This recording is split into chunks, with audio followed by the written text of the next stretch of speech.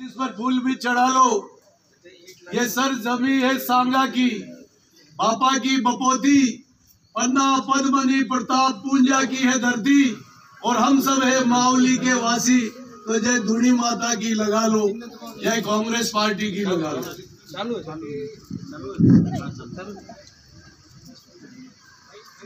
मावली के लोकप्रिय नेता,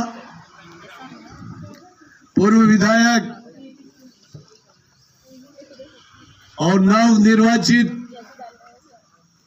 मावली पंचायत समिति के प्रधान मेरे छोटे भाई पुष्कर लाल जी डांगी साहब हमारे बीच में विराजमान, पूर्व प्रधान आदरणीय जीत सिंह जी चुंडावत साहब हमारे बीच में विराजमान,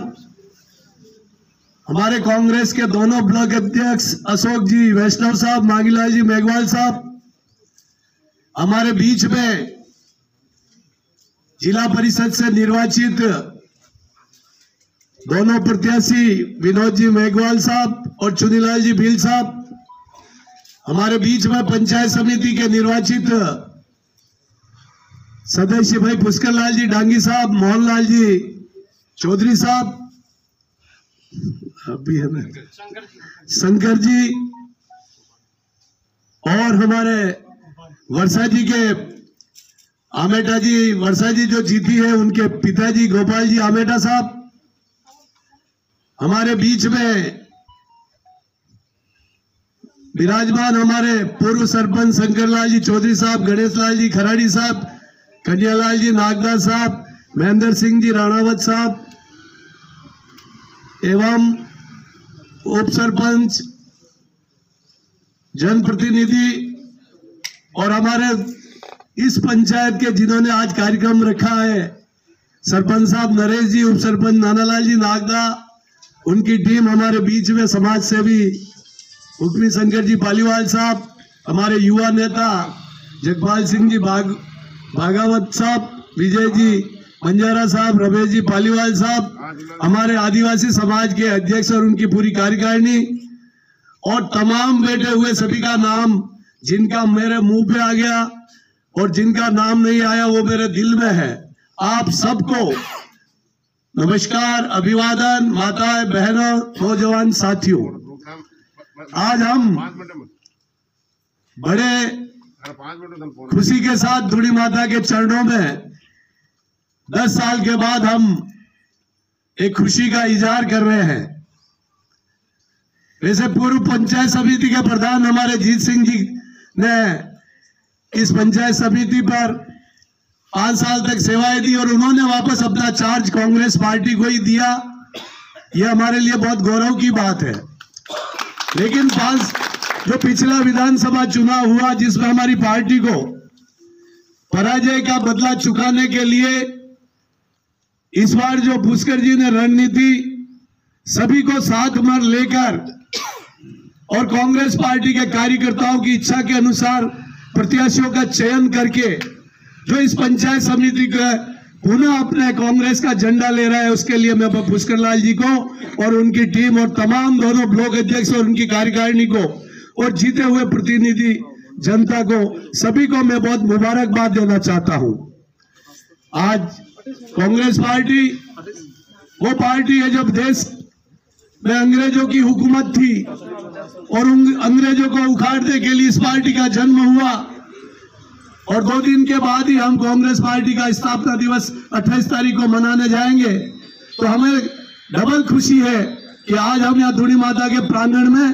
इस कांग्रेस का इतिहास, जिसने गांव और गरीब की सेवा की,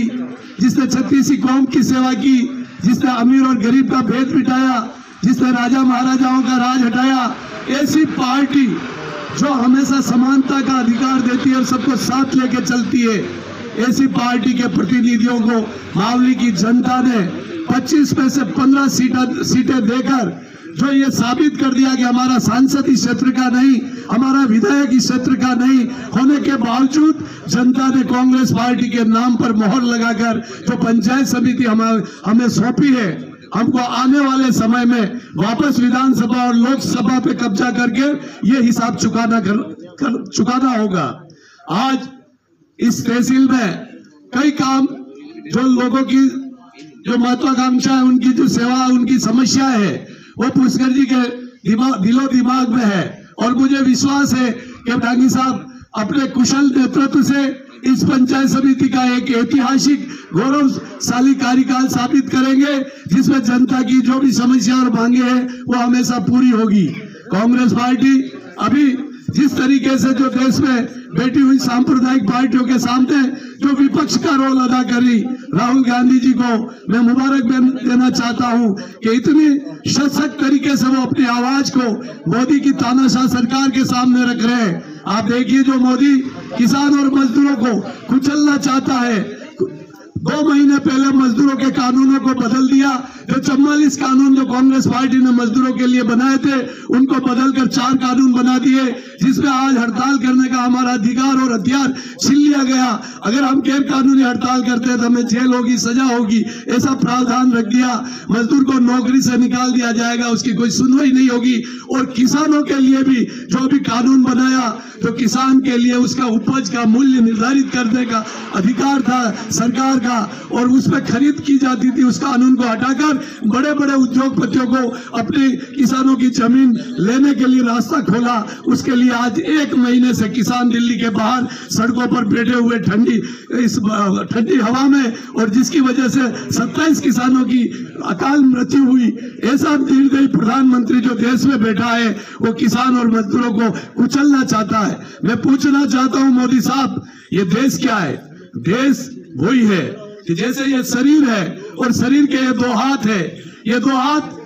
इनके हाथों के बिना इस शरीर की कोई भी पूर्ति नहीं हो सकती। इस शरीर हाथों के बिना आदमी नहा नहीं सकता, खाना नहीं पका सकता, खा नहीं सकता, चल नहीं सकता, फिरता। तो ये आज वैसी देश के 2 हाथ, एक किसान और एक मजदूर है। ये दोनों हाथ से ये देश आगे चलता है, उत्पादन होता है, निर्माण होता है, और इन्हीं 2 हाथों से